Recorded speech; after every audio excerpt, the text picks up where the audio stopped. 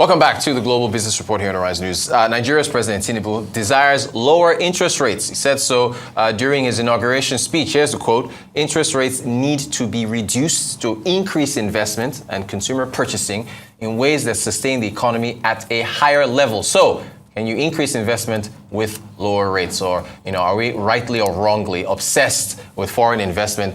And is that a byproduct of a dollar-dominant, globalized world? Well, we are joined by Zeal Akaraiwe, who is, of course, the CEO of advisory firm Graeme Blaque. He has, of course, years upon years of financial advisory experience, skills in derivatives, market restructured finance, so much more. We're incredibly happy to have him.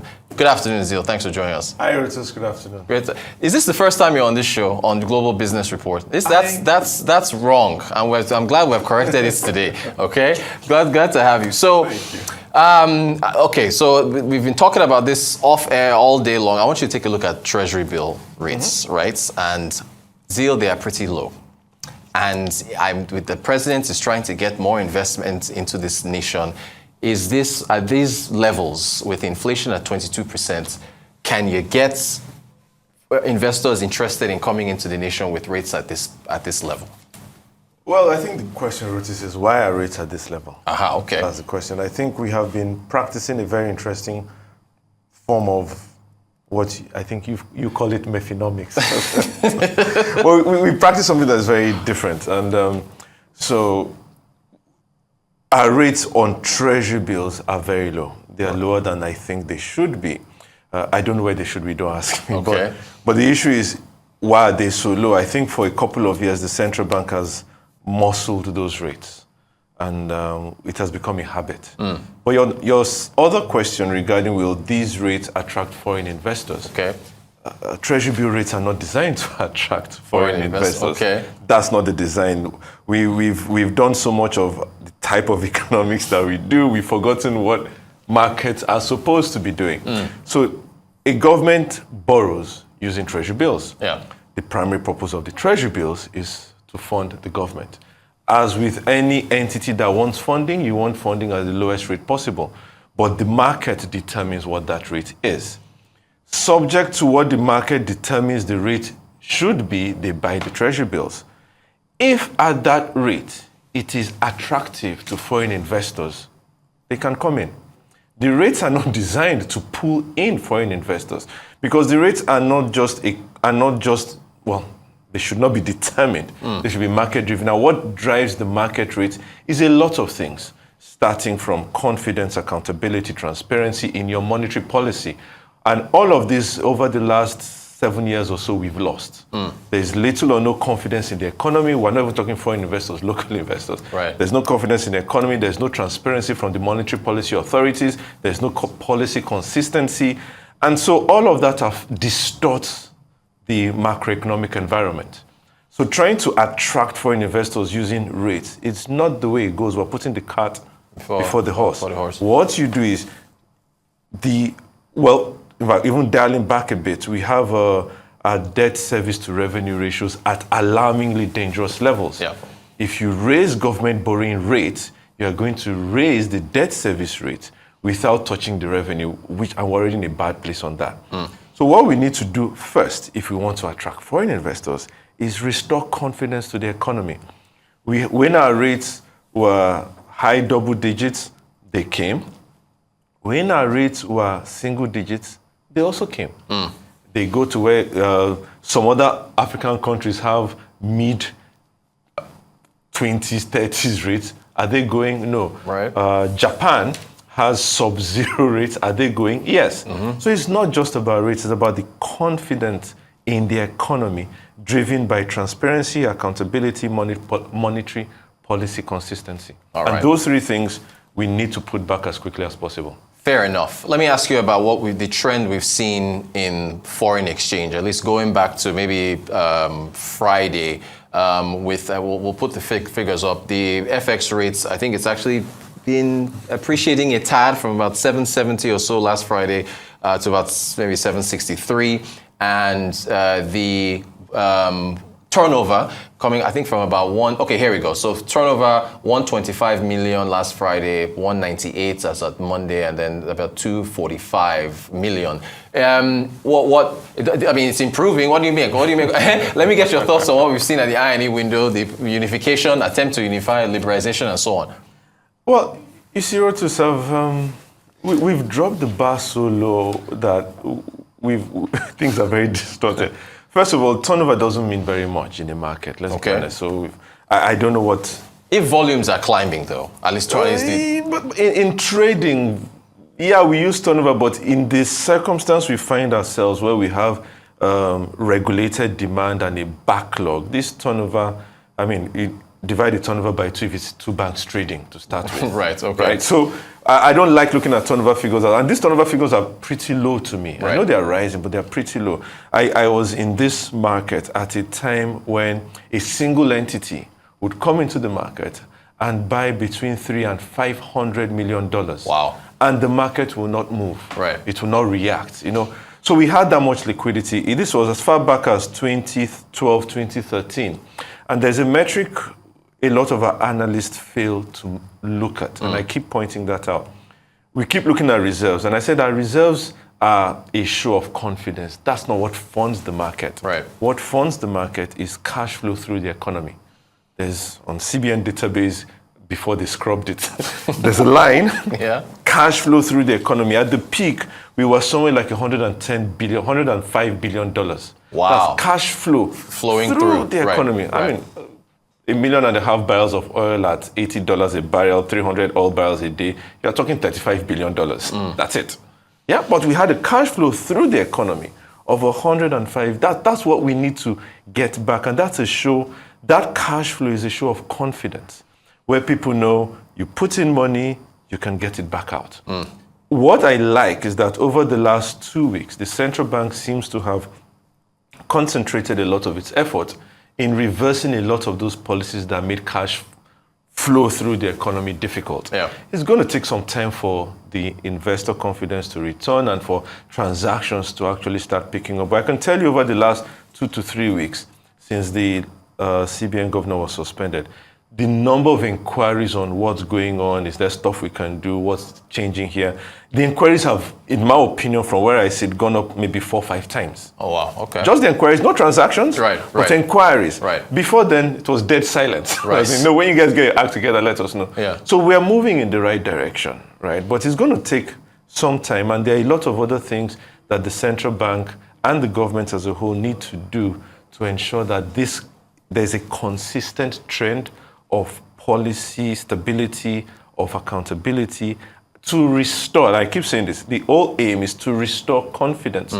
back into the system. There's a lot of data on CBN's website that has been scrubbed. That does not reinforce any type of confidence. So we need to reintroduce transparency again. Yeah. You've expressed some strong opinions on FPI, and so I had to. I'll ask you about it. We have another stat. You know we love stats on this show. Domestic versus foreign participation on the NGX. I think this is as at May of this last month. So 88%, domestic versus 12% foreign, and I guess there have been issues with repatriation of funds. If that was to grow, would that change your opinion on FPIs? But express your opinion on FPIs just so the audience knows, our viewers know. Portfolio investors are important. Yeah. They help cash flow through the economy. Yeah. But they are not, we use as investors, they are what we call hot money, they're portfolio money. They come, they are yield punters, they're looking for yield. Wherever there's the best yield, you want to burn your country down as long as I can get my money out. They're not really investors into the future of your country. They're here to take advantage of what they can. We need them. They're not good, they're not bad, but we need them. So what you do is you want your environment to be attractive enough for them to come and go so that they create the cash flow you need. However, it's the FDIs for where we are as a country. We keep talking about we lack infrastructure with blah, blah, blah. FPIs do not. fund infrastructure. Right. They help in their own way, but they are yield punters. They come, they go. Let's look at all the foreign investors that have come in over the last 20 or 30 years. When there's a policy shift, when there's a change of government, they don't take factories and leave. Right. You can't do that. So there are many things we need to do to concentrate our efforts, that if we start working on the macroeconomic environment to be stable, to restore the confidence, to be transparent, to have the right accountability, to pursue the right policies, have the right policies in the first place, and then pursue them. What you'd find is that those things act as a magnet to foreign investors. We need to remember, and this is not the arrogance of nationalism, it's just the plain fact that we don't exist for foreign investors. Right. We exist for ourselves first. We have to make sure that as a nation, what we're doing benefits the citizens. Right. If what we're doing benefits the citizens and the citizens are growing and developing and our country is doing well, investors will come and join us. But what we have done in the past, and I wrote an article, I posted it on Twitter 2019, where in 2 years, 2017 to 2019, we issued more automobiles than the combination of Sanusi's CBN governorship and Soludo's CBN governorship 10 years put together. And that's open market operation, yes. Right? They are supposed to be special bills. Yeah. Well, we did 600 issuances in 2 years. There's nothing special about that. I was shocked because you have only 250 working days in a year, roughly. So what the last CBN governor did was he bastardized, forget the language, the special nature of those bills just to attract foreign investors. Did they come? We issued in that time frame, we issued 35 trillion worth of bills. At that time, that was roughly $100 billion, of which we attracted 40 billion. So we didn't get what we wanted. And then guess what? And then we're paying them, give or take, between 15 and 18%. At the end of 1 year, what happens? They take their money and they leave. And then you need more money for them to go if you have not used that as a core investment in something that's going to spin off more investment income or more revenue. And we didn't do that. So what happens is you now need more money for them to take their principal plus 15, 18% and leave. And then you need to raise your interest rates to attract more to do that. After 2 or 3 cycles of that, the whole country's economic system begins to look like a Ponzi scheme. Wow. Zeal Akaraiwe, CEO of Graeme Blaque. Let's take a quick break. More after the break. It's the Global Business Report here on Horizon News. Do stay tuned. All right, it is, of course, the Global Business Report here on Horizon News. We have Zeal Akaraiwe, who is the CEO of Graeme Blaque, and we have been discussing a whole number of issues here, and I'm about to put him on the spot. Thanks. Okay, so when you put all of this together, we've gone through T-bill rates, we've gone through the inflows and outflows on the NGX, we've gone through interest rates and so on and so forth. I want to ask you about the policy trilemma from Mr. Fleming and the other economists, the Canadian and British economists. If we get that triangle up, where they say that you can't have all three, you've got to have at least 2 of the 3. Okay, so here we go. So I want to get your take. It says here, pick one side of the triangle, either free capital mobility, or 2 out of 3, free capital mobility or exchange rate management, or free capital mobility and monetary autonomy, or exchange rate management and monetary autonomy. So go ahead. I don't know why we can't pick all 3. However, having said that, in Nigeria, we have exchange controls. Yes. So whether we like it or not, free capital mobility is we have capital mobility, but it's not free. There's documentation. Right. So it's not free capital mobility. So let's knock that out so we can have the other 2. Right?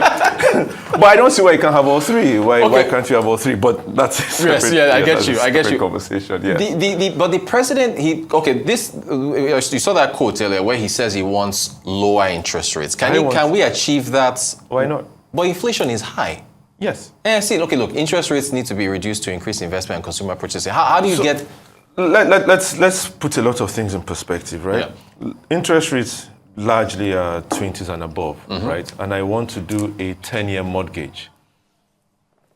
And I'm going to be paying 20% per annum. Wow. For 10 years. Let's even use simple interest. So in 10 years, interest I'm paying is 200% the principal I took.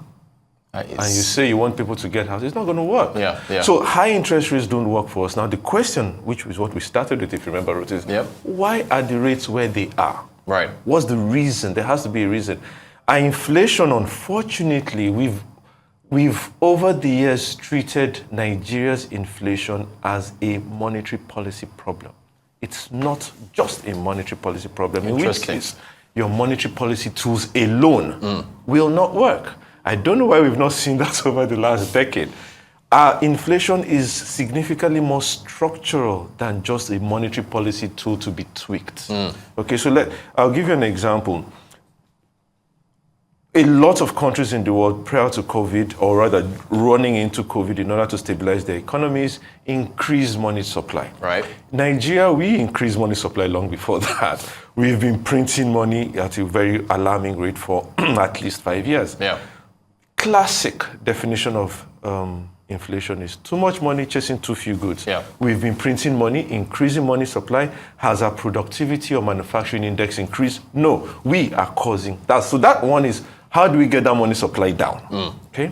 The other thing is, how do we get our productivity and manufacturing up? So even if we dropped interest rates to zero, SLS attempted it, Soludo attempted it. When we were in the banking days, then we told them the correlation between rates and increased lending is very near zero. The reason banks are not lending as much as they should or where they should is not because rates are high. So they didn't agree, they dropped rates, lending didn't increase. Right. If you drop rates to zero and you take 100 billion and pump it into, who's a manufacturer of something we need that we import a lot of? Innocent. Right. Is it going to produce more cars that we'll buy? Do we have the consumers at a 40% unemployment rate? Do we have the consumers to consume what our manufacturers will produce? Will they produce more? If I put 100 billion into a farm in Kwara or in Benue with all the insecurity, are they going to produce more? So it's not so much. The interest rates are important, yes, but we have to look at the structural issues why our productivity and manufacturing is not rising. Part of it is our fiscal policy, not just monetary policy. Part of it is our export regulations. Part of it is our import regulations. I had a client once who he showed me the numbers. It was very alarming. This was some years ago. He does plastics. Okay. To import resins, I think X% duty. To import the machinery, 5% duty. To import the packaging, 20% duty. Different duty tariffs for different aspects. But he said, look, Zeal, to import the finished goods, 7% duty. Wow. So those are the kind of distortions in our fiscal policy we need to look at. Just raise interest rates to 50, you just drive more inflation. And you say you want to raise interest rates to drop inflation. The money is concentrated. You need the money to move around in a different way, but you have so much unemployment, so little productivity and manufacturing. A lot of what we import, I have no issues with importing. Okay. But the issue I have with what we import. We import a lot of things that we should be manufacturing. And again, we import a lot of things that we exported as raw material. Yeah. The value is you have your extractive industry, whether it be agriculture, human resource, or petroleum, you extract. The value creation is when you add value to those things, you process them. That's where you create jobs. That's where from creating jobs, you get your personal income tax, you improve the quality of lives of the citizens. And then the value of what you've created is sold at multiple times the extracted value. That's where the value is. But what we do is the extractive industry, we just ship it out. Right. Whether oil, whether we produce oil, we import petrol, we produce cassava, we import ethanol, we produce tomato, we import tomato paste, we produce human beings, we import expatriates. Right. It's the same thing across. So until we sort that out, trying to use just monetary policy to temper inflation is going to be like a dog chasing its tail. Thanks for the breakdown. Okay, FDI, you mentioned FDI. We had another chart where it's fallen precipitously from about 2017, 4-point-something billion to, I think, 2022, 468 million, if that. It is 468 million from 4.2. So, can you share, we were talking off air about rail. I was asking you, where else can we get FDI? What example can we use to bring dollars into the nation, if you're saying not T-bills and all this other stuff? Yes, I mean, not T-bills. T-bills, it will I'm be... sorry I brought that up again. T-bill will just be something that if you get your T-bill right, then it becomes a consequence that foreigners invest in it. Yeah. That's not the purpose of getting that right. But what can we do? So we had a good example in the year 2000 when OBJ was president.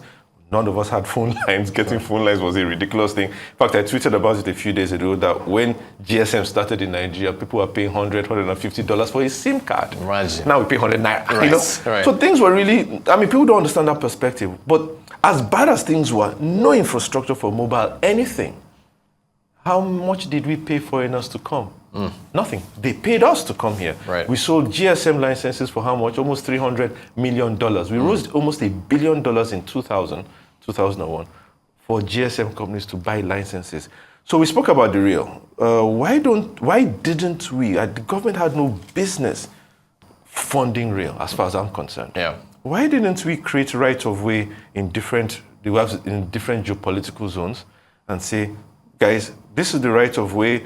We can link, for example, Ido, Marina, Ota, Abeokuta, Ibadan, right, into a ring. Yeah. And then conditions are one, your rail must do a minimum of 150 to 200 kilometers per hour. You must have this number of passengers. You must do this number of trips per day so that your first trip must not leave later than 5 a.m. so that I can live in Abeokuta or Ota, come to work in Lagos, go for a meeting there, come back. And then carve that out and say, here's the right of way, who wants to buy the right of way? And then get people to invest in that. They would invest in infrastructure. The government does not need to fund it. The government can, even if we must do something with government, which I'm not saying we should, but if we must, issue a guarantee and say, okay, you know what, if you do it according to these standards, we guarantee X, Y, Z. We give you right of way for this and we guarantee you'll be able to do blah, blah, blah.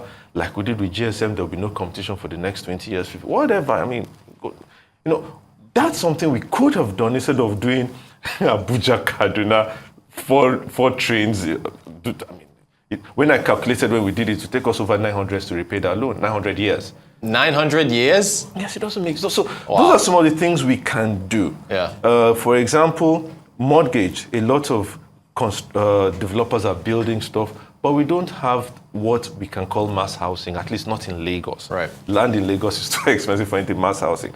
Why can't we do something? We have the mortgage bank, create some policy that ensures in some way how we have the pension industry, create a mortgage industry so that someone comes in, knows I can rent to own over the next 20, 30 years. You can't do that at 20% interest, at almost any salary. Yeah.